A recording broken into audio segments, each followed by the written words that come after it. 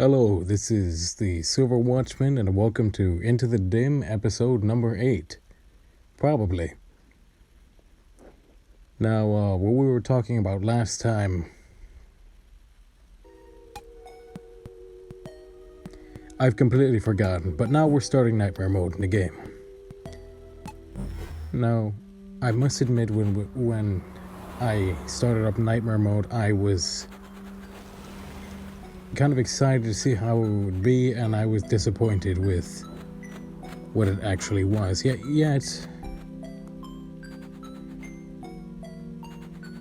if anything, I would say that the AI is slightly more intelligent than what it was before. But the game is still pretty doable. And you start off with like 2 lives, like 2 hearts instead of your full-fledged, 3. So it's not that bad.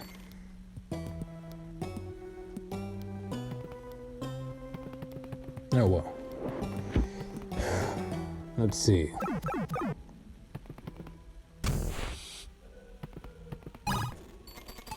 Funny thing about this game is you got this kid that's looking for his dog. And there's a bunch of, you see at the start of the game, there's a bunch of, missing pets posters. Another thing that kind of begs the question is, why does a child have a gun? It's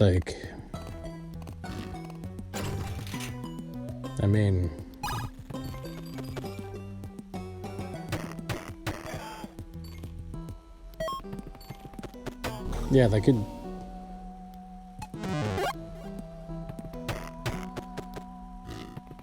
Why do they live next to a labyrinth is another question. What? There's no real clarification. And how does a vampire live in the suburbs?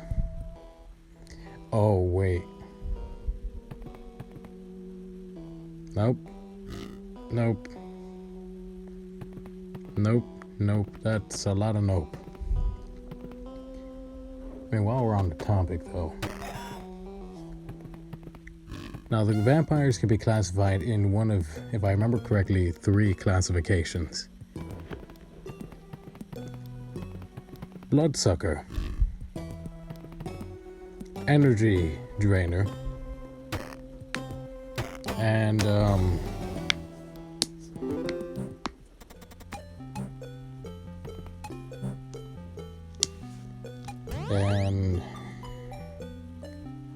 what is it?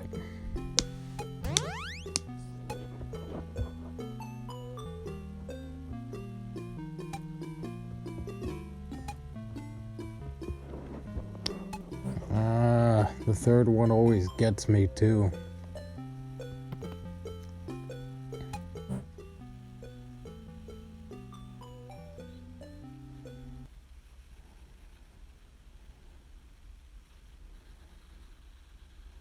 I think it's actually a combo between the 2.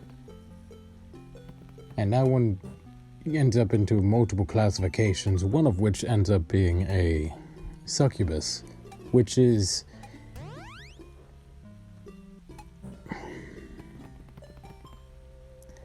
it is a demon that attaches onto you and feeds on your carnal desires for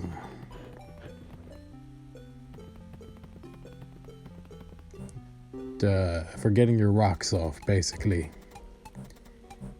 Now, while it's doing that, it is draining you of your life force considerably. Now, while they are not beautiful creatures, they can create the illusion of being extremely beautiful, which is especially dangerous for men more than anything else, because if I remember correctly, they are pretty much all women. Now, for you guys, that may sound exciting. It's not. It sucks. Don't ask how I know some of the things I know, just trust that I do, and seriously, Yeah, no. Oh gosh.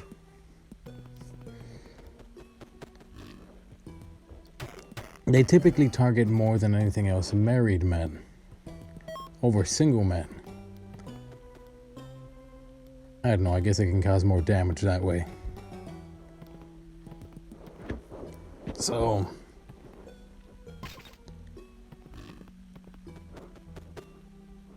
like I said, this child, kid, young man, I don't know what it is. This dude.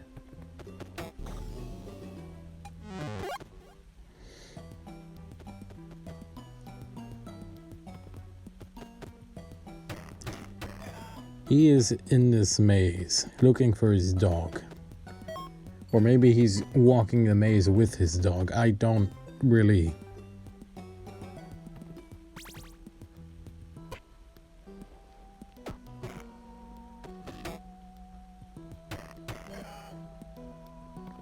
get what's going on entirely. But what I do get is that you can draw a kind of similarity between what this kid is doing to try to, rescue his dog.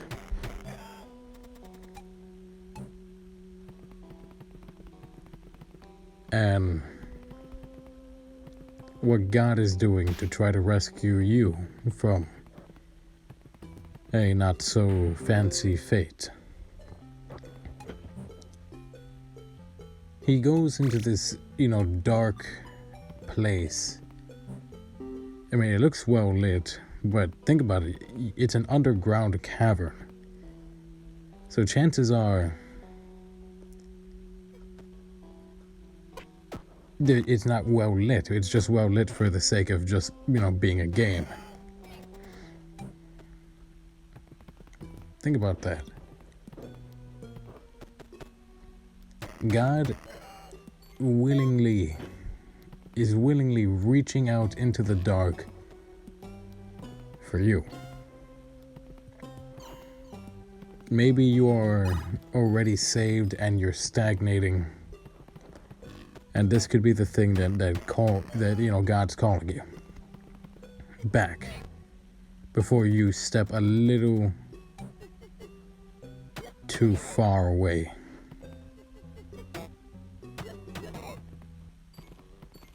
From him. Now,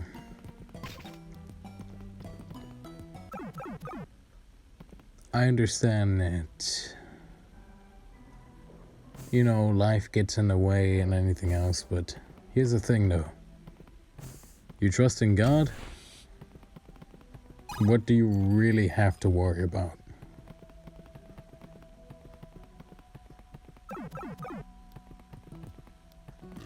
Yeah, you could lose some things in this world, but what are you losing? Something that's gonna eventually rot away? Eventually? Nothing in this world lasts. Everything is all empty and depressing. Which is why there's so much depression outside.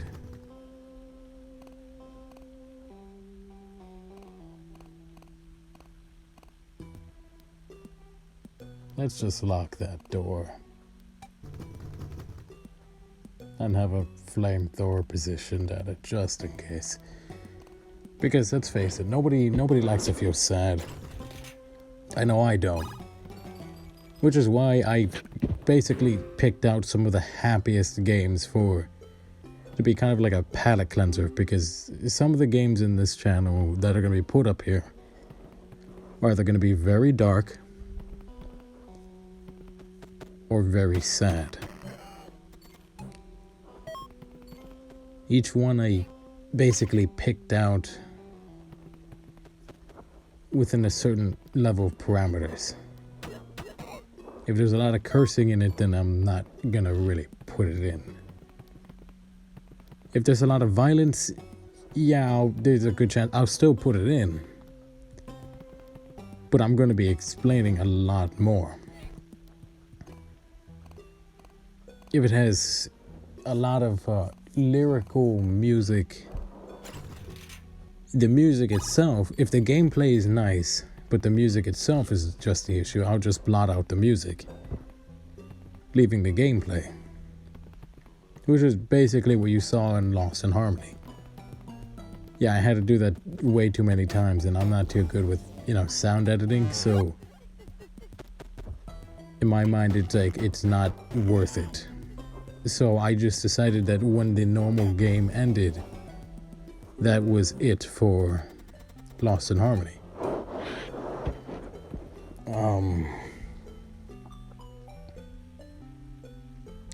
But yeah, think of that dog. Replace that dog with a sheep.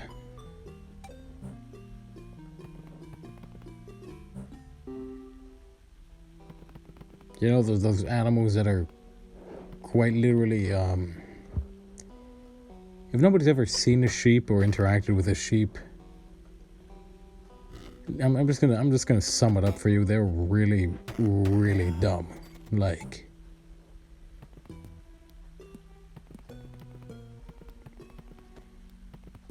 you could put a cardboard cutout of yourself in front of them, disappear for a few hours, and they'll think that cardboard cutout is you. Like, yeah.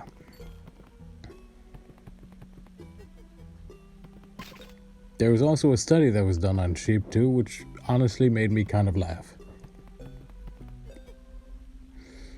In this study, they had some people. They had some people just stare at sheep like intently for I don't know how long. But yeah, the sheep didn't really react.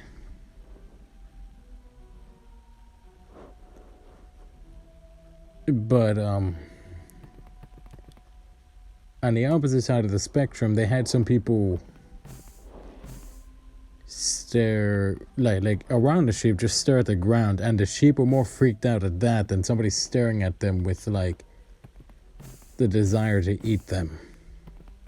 They're more freaked out about the person that's staring at the ground than anything else. It's funny. At least to me, it's funny. Also, if you ever see a sheep stampede, you will be mildly very much amused. Because they get scared, and the first thing they do is run behind the first sheep they see. Now, this is where it gets funny.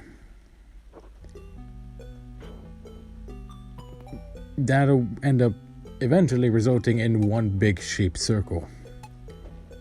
So that's basically a sheep stampede for you. They're all following after one another to see who knows what they're actually doing. And in a way, that's how we humans are. We want to follow the guy that looks like he's got his, he's got himself pretty well put together. And then we realize, oh wait, this guy is just as big a mess up as I am. I made a mistake. So then we look for the next person to kind of be our guide and leader. Here's the thing. We need to look to God. Because, let's face it, we're humans. We think we know what we're doing. When in reality, we've got no clue.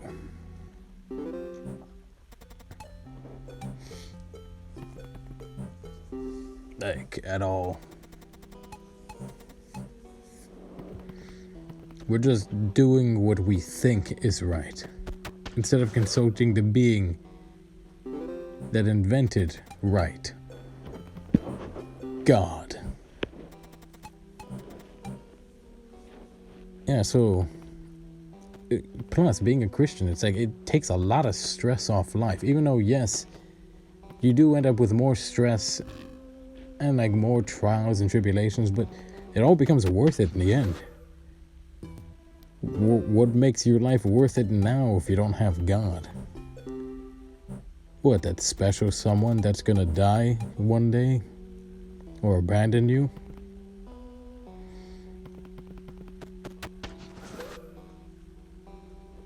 Yeah, that's a real thing to look forward to, right? No. Or maybe, all your nice stuff that should a nuclear bomb blow up next to you will just be instantly vaporized. Or, time progresses and it all just kind of gets dusty and falls apart as the years go on. I wonder if anybody's catching my drift, but... Speaking of, drifting is extremely hard to do. For those of you that can drift, kudos to you. You can do the thing that I can't.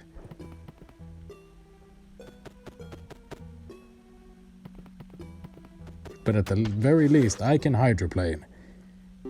Oh. So yeah.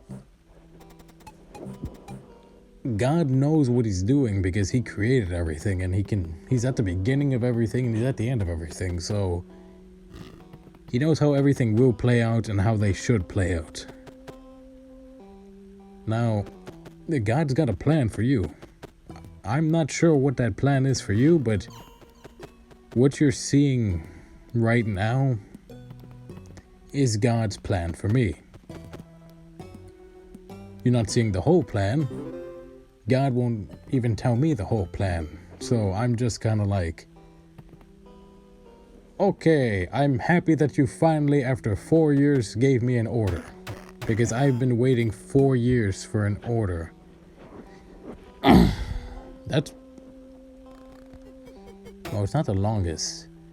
I mean, God didn't call Moses until he was like, 80? And Abraham until he was way up there in age. So, yeah. And look, age doesn't matter when it comes to serving God. If God wants to use you, he's going to use you. Because he's God.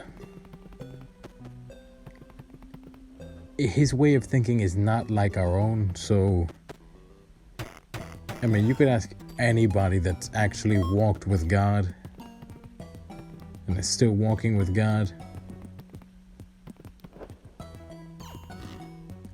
Sometimes God does not make sense. He'll ask you to do something extremely oddly specific.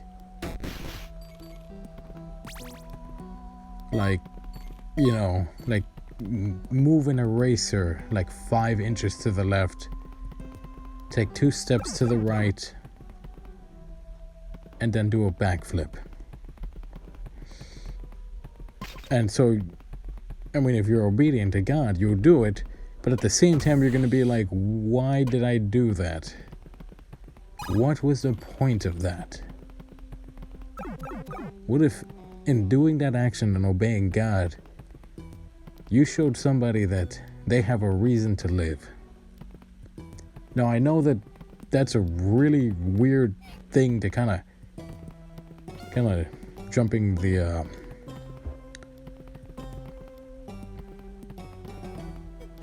kind of took a jetpack there and kind of flew around for a while. So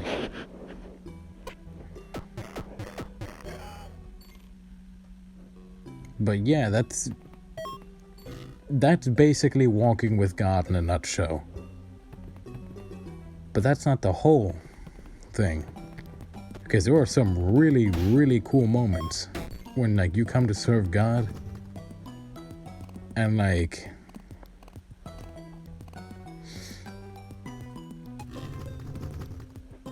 are just so many God pays attention to the little things.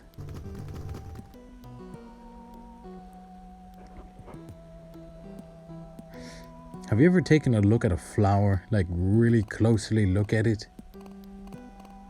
I want you to look at all the intricate details that are in that flower. Alternatively, take a look at your hand. Look at your fingerprints. Everybody's got them unless you decide to burn them off with fire or acid. I mean, they'll grow back eventually. But everybody has fingerprints, but no two people have the same fingerprints.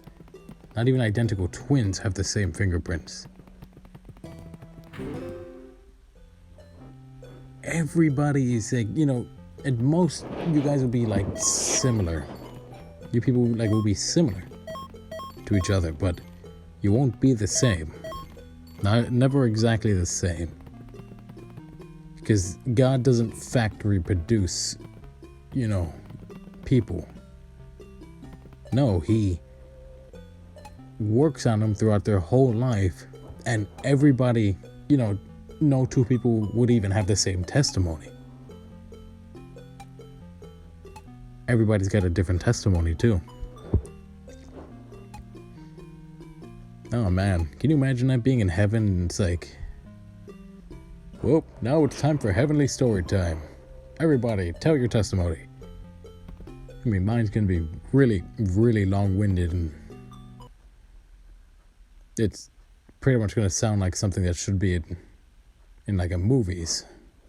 I mean, I can't tell you everything that God wants to do with me, because then the enemy will know.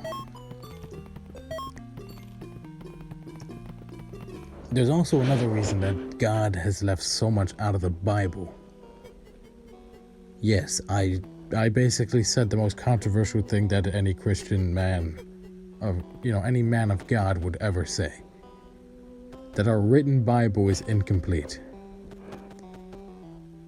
Our Bible is basically God putting out a walkthrough for, hey, here's how to be human. Yeah, that's basically it. It has everything you need to know. But there are two reasons why He left so much out. The first reason is one that I've known for years. It's because, He's the heavenly, king. He's a creator of everything. So naturally, He's gonna want His creations to get curious and to learn on their own. And to grow. And to even come to Him and ask Him questions. Are you kidding me? That's awesome. That like when you come to God and ask Him how something works, you have no idea how happy that makes God. That makes Him super happy. He's like, yes. Because think about it. If you made something and it's intelligent, wouldn't you want it to ask you how things work? Now, you're human, so you don't have all the answers, but God isn't human. God is God, so He has all the answers, which is pretty cool.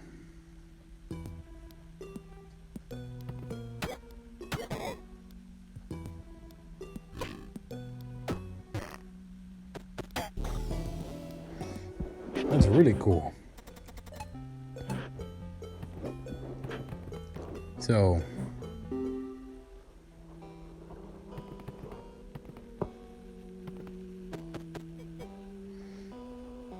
and the second reason is basically the same reason that when we are at war, we go to such extremes to hide our most precious intel. With codes and other stuff. God has left the most important stuff out. Or the stuff that we want to know the most out. Because the enemy is reading through the Bible even more than we are. And I know a lot of you are like, well, I guess that's a good thing. No, that's very bad. Because that means if the enemy knows how we should be better than we do, then he could basically trick us into thinking that we are doing the right thing when in reality we aren't. Now with me, I don't really have that issue where like I'm questioning that, even though I do question every one of my own actions.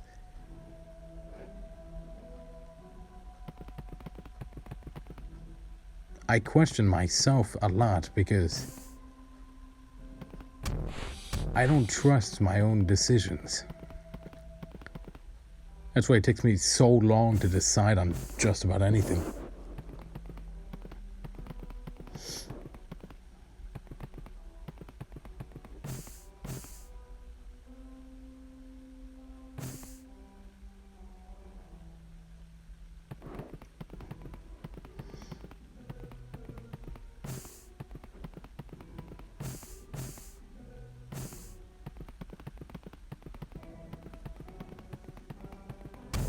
But when it comes to like when God tells me to do something, for the most part, I'll be like, yeah, I'll do that. But sometimes like there's always that like one, like it's either something that makes me really uncomfortable or it's something that's like so weird that even I'm like, okay, whoa,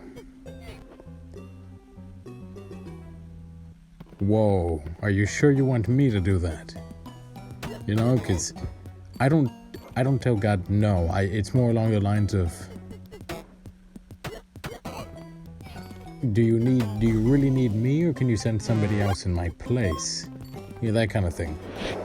And even God had that moment with himself when he was going in to save all of us. He was like, is there any other way that I could save these people? Any other way at all? Like let them still be awake when I come back, so you know somebody else can take this burden from me. And I mean, think about it. God himself was basically like, oh my gosh, like with himself. So imagine us, we're not God, so understanding God's logic is like an ant trying to understand the entire size of the universe at once. It's an ant. God. Yeah, so like I said, sheep are dumb and we are often called sheep. Meaning, even though we may think it, we are not the smartest things around.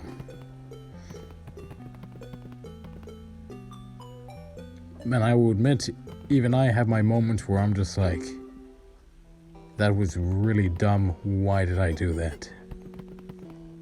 And I'm sure every single one of you has had that moment, whether or not you want to admit it. But yeah.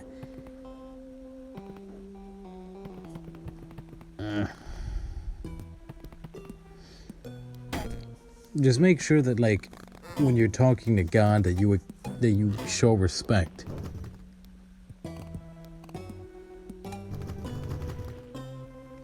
I mean, it's a king you're talking to. It's not a king, it's the king you're talking to.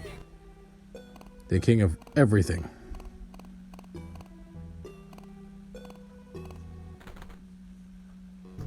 That's pretty cool.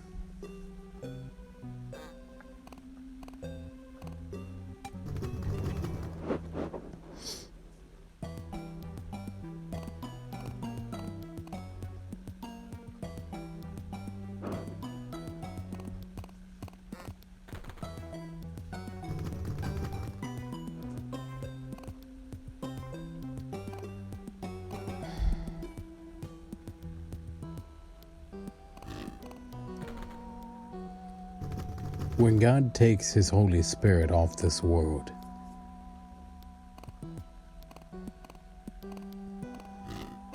you guys will know what it is to be alone. I would have to say I'm one of the few living humans on the planet that truly understand that feeling of I'm alone.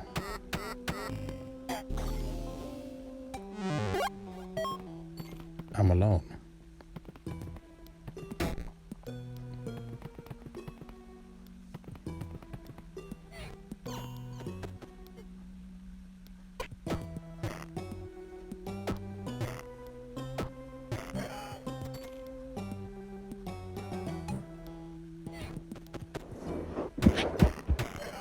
And some of you do. That's why I say few. Oh, wait, yes. Also, you can't earn your way into heaven. But you can buy your way into hell. Now, what does that mean? That means that if you love, stuff more than God, then you might be damning yourself to an eternity of knowing that you were rejected by the most perfect being ever.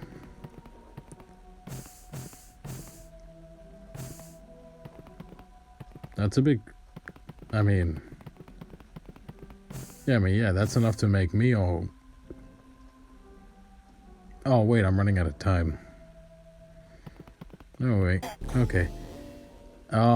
Thank you for listening. I know I was a little bit... I don't know, I'm a little bit out of it right now.